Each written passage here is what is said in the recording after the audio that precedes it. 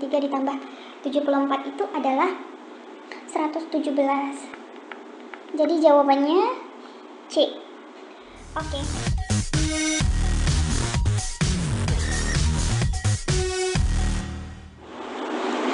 Assalamualaikum warahmatullahi wabarakatuh. Halo teman-teman, di sini kita akan membahas soal TIU yang dimana soalnya itu bisa teman-teman download dulu ya di deskripsi di bawah. Oke, jadi kita langsung aja masuk ke soal yang nomor 1. Di sini kita disuruh mencari sinonim dari kata integritas. Nah, mungkin teman-teman udah nggak asing lagi ya dengan kata integritas. Integritas itu sinonimnya sama seperti mutu, sifat, kejujuran. Nah, jadi dari opsi yang diberikan, integritas itu sinonimnya itu yang sama di sini adalah yang mutu ya. Jadi jawabannya itu adalah delta, mutu. Oke. Kemudian yang kedua, kita dikasih soal antonim. Antonim ini adalah lawan kata, yang artinya sebelum kita mengetahui apa lawan dari kata ini, maka kita harus tahu terlebih dahulu apa artinya. Nah, maha itu artinya adalah tinggi. Maka lawan kata dari tinggi itu adalah rendah ya. Jadi jawabannya juga delta. Oke, kita next ke nomor 3. Di sini ada analogi. Analogi ini adalah padanan kata yang mana kita akan mencari hubungan antara satu kata dengan kata yang di sebelahnya. Jadi di sini antara klimaks dengan anti klimaks kita harus tahu apa hubungannya. Kemudian kita akan memilih yang hubungannya itu adalah sama. Nah, klimaks itu dia merupakan puncak dari konflik atau puncak dari masalahnya. Sementara anti klimaks ini adalah di mana konflik ini sudah menurun karena adanya solusi. Jadi di sini klimaks dan anti klimaks berarti jawabannya itu adalah error. Yang mana klimaks itu adalah puncak konflik dan anti klimaks itu adalah solusi kayak gitu ya. Oke, nomor 4. Di sini kita diberikan satu paragraf. Nah, jadi kita langsung baca aja dulu nih pertanyaannya. Pertanyaannya adalah paragraf di atas menggunakan pola penalaran deduktif induktif sebab akibat sebab atau analogi. Nah, sebelumnya kita harus tahu nih deduktif induktif itu artinya kalimat utamanya berada di mana? Apakah di awal kalimat atau di akhir kalimat? Nah, jadi kebetulan pada paragraf ini inti kalimatnya itu ada di akhir kalimat nih teman-teman, yaitu kesibukan sudah amat riuh di stasiun kereta api ketika sinar matahari baru muncul dari ufuk timur. Jadi dari atas ini, dari awal kalimat, pedagang buah dari Bogor dan Bojonggede sibuk menurunkan keranjang-keranjang. Nah, ini semuanya menceritakan tentang aktivitas yang terjadi di stasiun kereta api. Makanya di sini kalimat utamanya itu berada di akhir paragraf. Berarti kalau kalimat utamanya berada di akhir paragraf itu adalah induktif, yang mana kalimat utamanya berada di akhir paragraf. Oke, kita next yang ke nomor yang 5. Di sini yang diminta adalah gagasan utama dari paragraf. Berarti kita harus mencari nih mana gagasan utamanya. Nah, gagasan utama itu biasanya berada di awal atau di akhir atau di awal dan di akhir. Jadi kita cek aja nih. Nah, ternyata pada bacaan ini gagasan utamanya itu terdapat di awal nih. Bahwa bahasa memiliki rupa-rupa keterbatasan dan ketidaksempurnaan. Jadi jawabannya langsung aja yang A gitu ya. Nah, oke, sekarang kita langsung masuk ke soal selanjutnya. Di sini adalah soal perhitungan atau soal kuantitatifnya tentang angka, tentang bilangan. Nah, di sini yang nomor 6 kita perhatikan soalnya. Yang sama di sini adalah pangkatnya. Artinya kita bisa mengoperasikan bilangan pokoknya.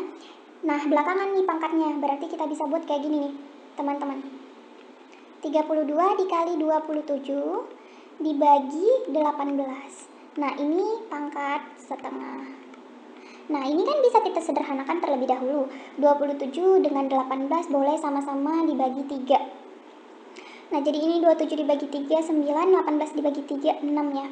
Kemudian, ternyata masih bisa lagi nih, sama-sama dibagi 3, di sini 3, di sini 2. Oke, dan 32 bisa kita bagi 2 ya, di situ berarti 16 ya. Nah, sekarang 16 kali 3 pangkat setengah, 16 kali 3 pangkat setengah. Nah, pangkat setengahnya ini kan bisa kita ubah nih kayak gini. Pangkat setengah itu kan akar ya, 16 kali 3. Nah, kayak gini. Berarti akar dari 16 itu adalah 4, kemudian akar 3-nya nih. Jadi jawabannya adalah 4 akar 3 Charlie. Kayak gitu ya, teman-teman. Oke, sekarang kita next yang ke soal yang nomor 7. Nah, di sini di soal nomor 7 ini adalah 2/3 pangkat 4 dikali 243 per 32 pangkat 2/5, kemudian semuanya dipangkatkan lagi dengan setengah. Berarti kita bisa nih jabarkan dulu ya kayak gini. Berarti 2/3 pangkat 4 dikali 243 pangkat 32 pangkat 5/2, kemudian dipangkatkan lagi dengan setengah. Nah, ingat kalau pangkat kemudian dipangkatkan lagi berarti operasinya adalah perkalian. Berarti ini bisa nih kita kalikan. 4 dengan 2, berarti nanti 4 dibagi 2, 2. Berarti di sini sisa pangkat 2. Kemudian ini 5/2 dikali 1/2. Berarti, sorry ya, di sini 2/5, bukan 5/2. Maaf, ini 2/5 ya, berarti 2/5. Kemudian ini juga nanti 2/5 habis, berarti di sini sisa 1/5. Berarti di sini tinggal kayak gini nih bentuknya teman-teman, 2/3 pangkat 2 dikali 243/32, di sini pangkat 1/5. Nah, ini sama dengan 2/3 pangkat 2 kali, nah ini bisa kita ubah dalam bentuk akar ya, 243/32. Nah, di sini akar pangkat 5 karena dia pangkat 1/5 ya. Oke, maka dari sini bisa kita ubah lagi, 2 pangkat 2 itu adalah 4, 3 pangkat 3 itu 9, 3 pangkat 2 itu 9, dikali akar pangkat 5 dari 243 itu 3 ya. Nah, 32 itu 2. Berarti ini bisa kita sederhanakan lagi nih. 4 dibagi 2, 2, 9 dibagi 3, di sini 3. Berarti jawabannya adalah 2/3. Jawabannya A. Oke, kita next ya ke soal yang nomor 8 di sini. Nah, di sini teman-teman kita bisa lihat 43 kali 43 ini bisa kita ubah jadi 43 kuadrat ya. Oke. Jadi bisa kita ubah menjadi 43 kuadrat dikurang 74 kuadrat dibagi dengan, nah di sini teman-teman bisa lihat nih, 43 kali 74 dikurang 74 kali 43, artinya ini sama ya, berarti ini habis 0. Jadi langsung aja dikurang, di bawahnya itu tinggal dibagi 43 dikurang 74, sama dengan, nah ini bentuk dari A kuadrat dikurang B kuadrat ya, bisa kita jabarkan jadi 43 tambah 74 dikali 43 dikurang 74. Nah, ini per 43 dikurang 74. Nah, berarti ini bisa kita habis ya. Berarti sisa 43 ditambah 74. Nah, 43 ditambah 74 itu adalah 117. Jadi jawabannya C. Oke, kemudian kita next yang ke nomor 9.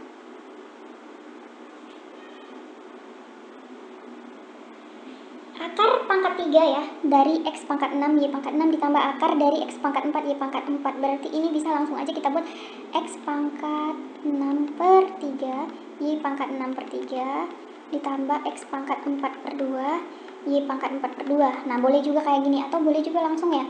Nah, berarti X pangkat 2, Y pangkat 2 ditambah X pangkat 2, Y pangkat 2. Atau sama dengan 2 kali X kuadrat, Y kuadrat. Jadi jawabannya adalah C.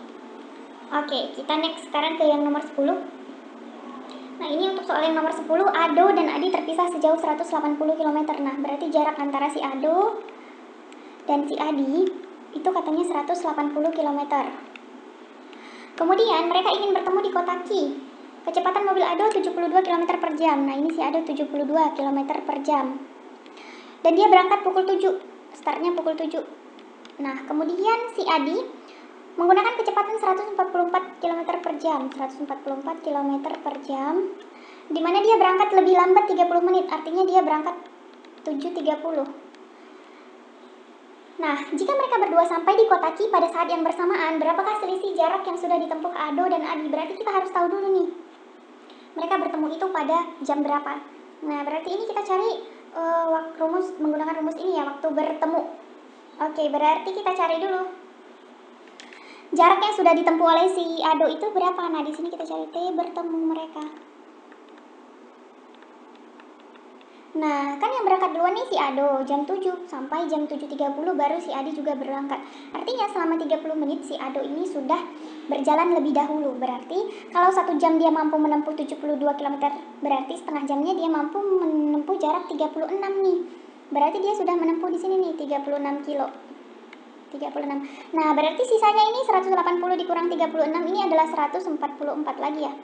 Nah, ini sisanya. Nah, jadi T bertemu itu adalah sisa jarak dibagi dengan total kecepatan V1 tambah V2. Nah, sisa jaraknya itu adalah 144 per V1 tambah V2 72 tambah 144 sama dengan 144 per 216. Nah, ini nanti bisa sama-sama kita bagi berapa ya bisanya? Kita bagi 12 boleh, di sini 12. Kemudian ini dibagi 12 juga, di sini bisa 18 ya. Kemudian bisa sama-sama kita bagi 6, 2/3. Berarti waktu mereka bertemu itu adalah 2/3 jam. Nah, berarti kita cari nih jarak yang sudah ditempuh oleh si Ado. Jarak itu kan V kali T, kecepatannya adalah 72 dikali 2/3. 72 dibagi 3 itu 24. 24 kali 2 berarti 48. Berarti nih tambah nih di sini 48 km dari sini nih. 48 km. Nah, tapi total jarak dia kan dia udah menempuh juga nih 36. Berarti harus kita tambah nih 36 sama dengan 84. Kemudian S-nya sih dari jaraknya si Adi, berarti jaraknya si Adi itu sama dengan kecepatannya 144 dikali 2/3. 144 dibagi 3 itu 48 ya. 48 kali 2 itu 96. Oke.